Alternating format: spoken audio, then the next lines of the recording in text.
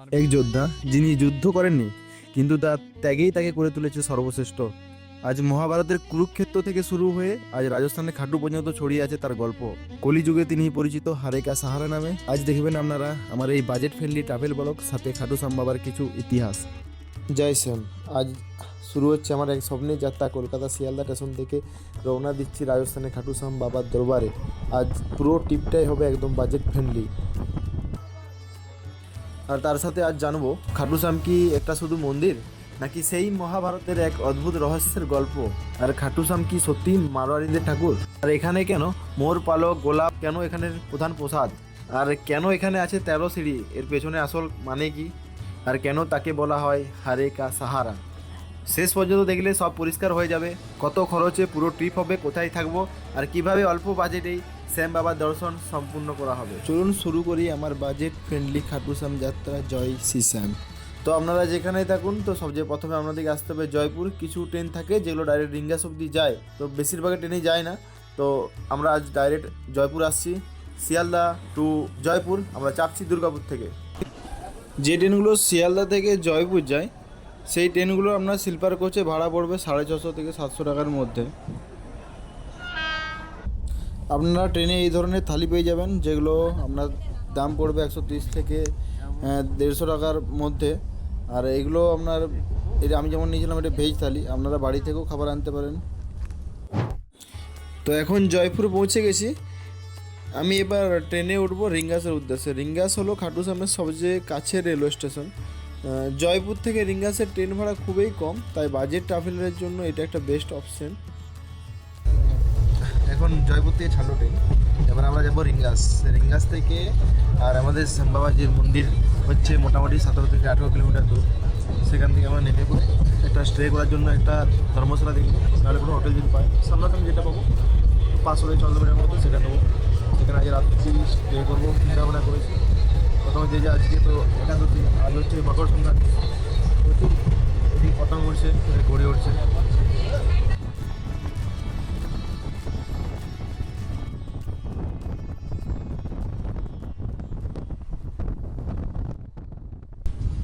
তো রিঙ্গাসে পৌঁছে গেলাম আমরা। জয়পুর থেকে রিঙ্গাসে পৌঁছে গেলাম। এটা হচ্ছে রিঙ্গাস জাংশন, দেখতে পাচ্ছ।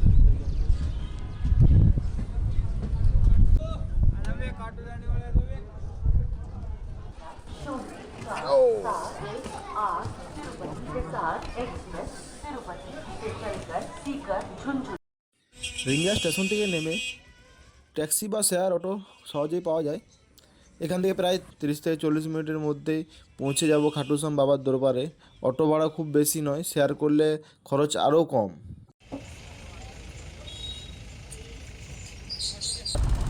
এখন আমরা একটা শেয়ার অটোতে চেপে পড়লাম। এই শেয়ার অটো পড়লো আমাদের 50 টাকা। এই রিঙ্গা স্টেশন থেকে আমাদের বাবার দরবারে পৌঁছে দেবে। এখান থেকে 50 টাকাতে আমরা চেপে গেলাম। এই যে আপনারা দেখতে পাচ্ছেন কিছু মানুষ ত্রিকোণা আকৃতির পতাকা নিয়ে পায়ে হেঁটে মন্দিরের দিকে যাচ্ছে।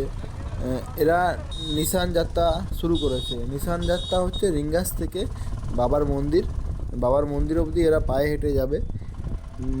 নিশান যাত্রা তখনই মানুষ করে যখন তাদের কিছু মান্যত বাবার মন্দিরে এসে পূরণ হয়। আমরা এখন পৌঁছে গেলাম খাটু গেটের সামনে। এখানে আপনারা অনেক হোটেলওয়ালা পেয়ে যাবেন। কিছু বার্গেটিং করলে অনেকটা কম হয়ে যাবে হোটেলের রেন্ট। তো আমরা প্রথম ভেবেছিলাম ধর্মশালা নেব, তো এখানে হোটেল একটা পেয়ে গেলাম কমের মধ্যে। তো এখন যাচ্ছি সেই হোটেলের দিকে।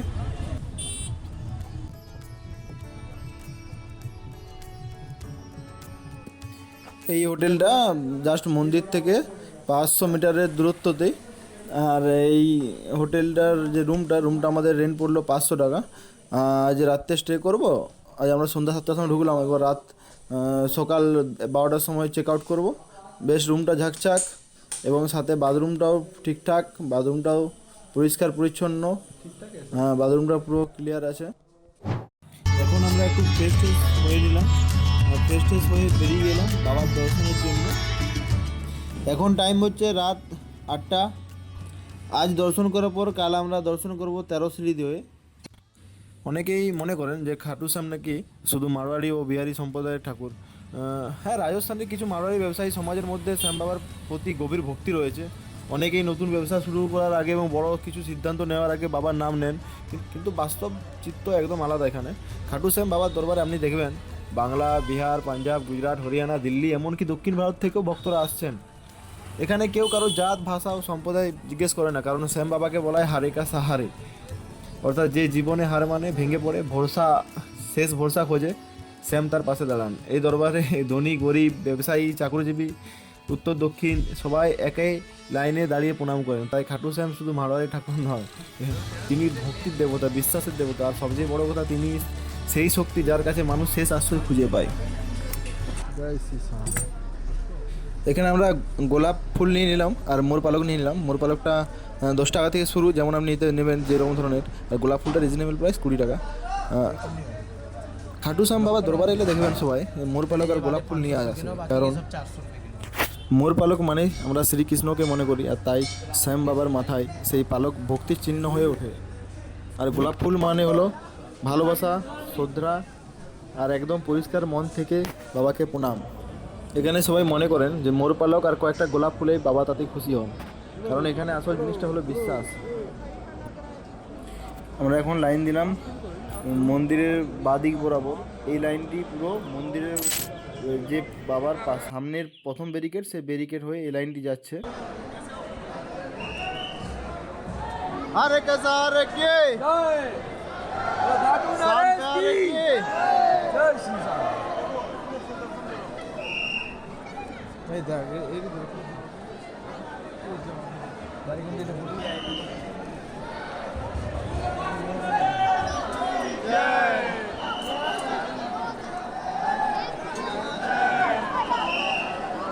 দিয়া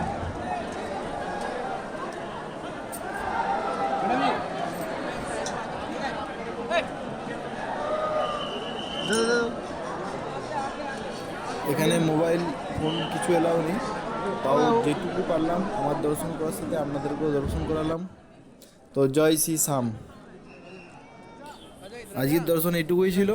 তো আগামীকাল সকাল সকাল বাবার 13 সিঁড়ি হয়ে দর্শন আমি দেখব এবং আপনাদেরকেও দেখাবো। চলুন।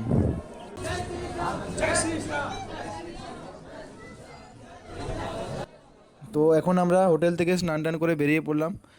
আমরা এখন যাচ্ছি, মন্দিরের কাছেই আছে পবিত্র শ্যামকুণ্ড, সেই শ্যামকুণ্ডের সামনে আমরা যাচ্ছি। অনেক ভক্ত বিশ্বাস করেন এখানে স্নান করে বা মাথায় জল ছুঁয়ে তারপর বাবার দর্শন করলে নাকি মন প্রাণ পরিষ্কার হয়। তাই কুণ্ডে প্রণাম করে সিঁড়ি পেরিয়ে বাবার দরবারে যাওয়াই এখানে অনেকে রীতি বলে মনে করেন।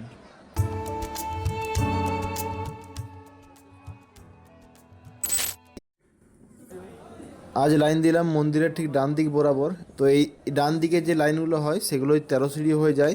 তো রাতের লাইনের তুলনায় এখনকার যে লাইন মোটামুটি 50 গুণ লোক বেশি।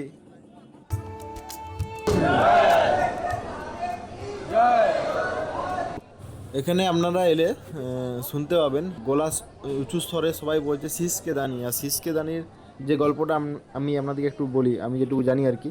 যখন কুরুক্ষেত্র যুদ্ধ শুরু হয় তখন বারবারিক মানে খাটু শ্যাম বাবাজি তো বারবারিক প্রতিজ্ঞা করেছিলেন তিনি দুর্বল পক্ষের হয়ে যুদ্ধ করবেন। তখন কৃষ্ণ চিন্তিত হয়ে পড়েছিলেন যে কারণ যদি বারবারিক যুদ্ধ করেন তবে তিনি বারবার পক্ষ বদলাতে বাধ্য হবেন, আর শেষ পর্যন্ত পুরো মানব জাতি ধ্বংস হয়ে পড়বে। তখন কৃষ্ণ করেন কি, ব্রাহ্মণের ছত্রবেদে এসে তাকে জিজ্ঞাসা করেন কি তুমি আমাকে কি দান করতে পারো। তখন বারবারিক বলেন যে আপনি যা চাইবেন। কৃষ্ণ বলেছিলেন যে আমি তোমার মাথা চাই, আর এক মুহূর্ত দ্বিধা না করে বারবারিক তার নিজের মাথা দান করলেন শ্রীকৃষ্ণকে। তাই তাকে বলা হয় শীষকে দানি। ঠিক এই জায়গাটাতে এসে পড়ে দুদিকে লাইন ভাগ হয়ে যাচ্ছে, একদিকে চলে যাচ্ছে 13 সিঁড়ি হয়ে, আর একদিকে আর মন্দিরের সামনের ব্যারিকেড হয়ে। তো আমরা এখন যাচ্ছি 13 সিঁড়ি হয়ে।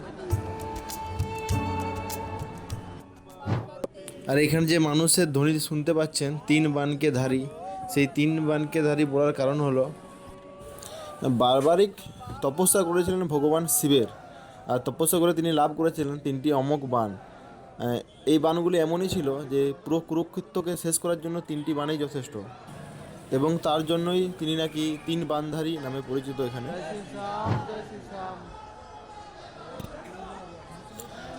এই যে মন্দিরে ঢোকার আগে আমাদের ভক্তদের যে পার হতে হয় 13 সিঁড়ি, এই 13 সিঁড়ি শুধু পাথরের ধাপ নয়, এগুলো হচ্ছে ভক্তির 13টা স্তর।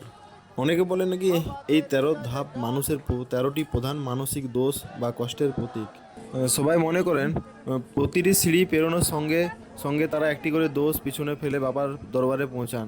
তাই অনেকের প্রতিটি ধাপে মাথা ঠেকিয়ে প্রণাম করে তবে উপরে ওঠেন। আর এখান থেকেই নাকি করতে হয় বাবার মান্যত।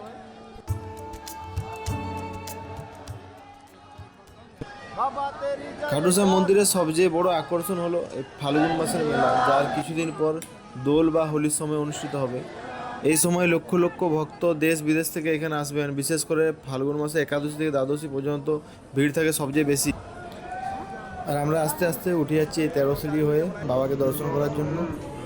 ওই ব্যারিগেড থেকে যেমন বাবাকে মাথা উঁচু করে দেখতে হয়, আর এখান থেকে আপনি দেখতে পাবেন পুরো স্পষ্ট বাবাকে সোজা। তো বাবাকে প্রণাম করে আমরা এখান থেকে বেরিয়ে পড়লাম। আর এই যে আমাদের হোটেল যেখানে আমরা ছিলাম আর কি, নিউ বিক্রম প্লেস। এই এখানে যে রেনবো স্কুল আছে সেই রেনবো স্কুলের সামনেই। তো এখন চলে এলাম এই যে খাটুর বাস স্ট্যান্ড, সেই বাস স্ট্যান্ডে চলে এলাম। এই বাস স্ট্যান্ড থেকে আমরা বাস ধরবো জয়পুরের উদ্দেশ্যে। আর জয়পুর এখান থেকে বাসের ভাড়া হলো 120 থেকে 150 টাকার মধ্যে। আর আপনারা যারা জয়পুর থেকে এই খাটু শ্যাম বাবার মন্দির আসতে চাইছেন বাসে করে, তো তাদেরকে সিন্ধি ক্যাম্প যেয়ে পড়ে ওখান থেকে বাস ধরতে হবে। ওখান থেকে বাস ভাড়া আপনার 120 টাকার মতো পড়বে। এই খাটু শ্যাম মন্দিরের যে গেটের সামনে আমাদের নামিয়ে দেবে। আপনারা যদি কোনো দিন রাজস্থান ঘুরতে আসেন তাহলে একবার অবশ্যই চলে আসবেন এই খাটু শ্যাম বাবার দরবারে। বিশ্বাস করুন এই জায়গাটা শুধু দেখা নয়, অনুভবও করা যায়। তো আজকের এই ব্লগ এইটুকুই ছিল। দেখা হচ্ছে পরের ব্লগে। তো জয় শ্রী শ্যাম, हरे के सहारे बाबा श्याम हमारे।